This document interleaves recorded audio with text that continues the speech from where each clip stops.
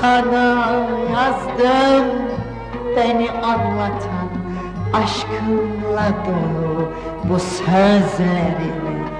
Sana yazdım beni anlatan, aşkımla dolu bu sözlerimi.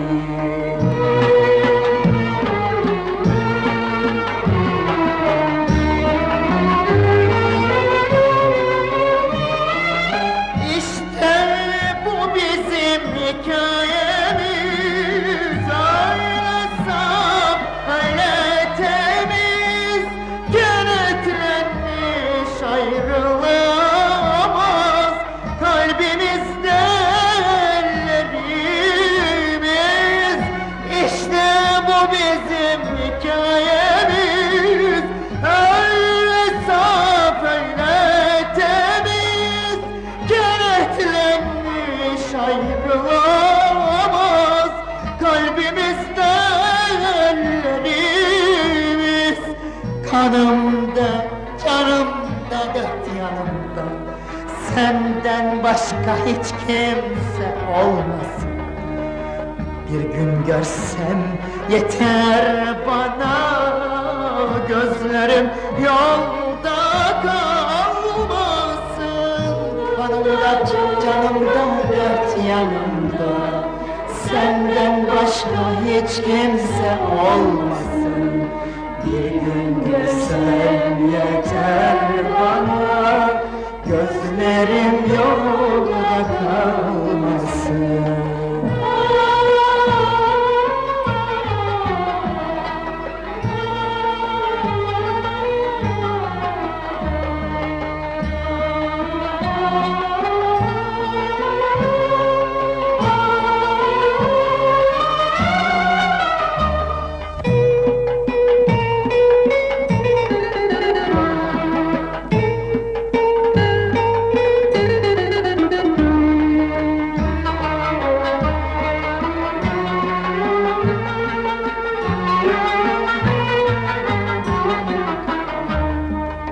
Olmayacak bir dua mıydı bu?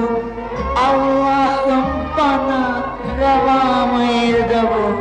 Olmayacak bir dua mıydı bu? Allah'ım bana reva mıydı bu? Yoksa hemen sonu gelecek acıyla dolu bir aşk mıydı bu?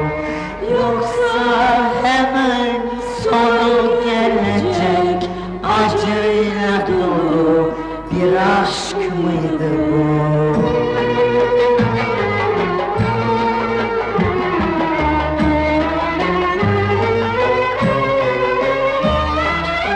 İşte bu bizim hikayemiz, öyle saf, öyle temiz, kenetlenmiş ayrılamaz kalbimizde ellerimiz. İşte bu bizim hikayemiz, öyle saf, öyle temiz, kenetlenmiş ayrılamaz kalbimizde ellerimiz. Kanımda, canımda, dört yanımda, senden başka hiç kimse olmasın. Bir gün görsem yeter bana, gözlerim yolda kalmasın. Kanımda, canımda, dört yanımda, senden başka hiç kimse olmasın. Bir gün görsem yeter bana, gözlerim yolda kalmasın.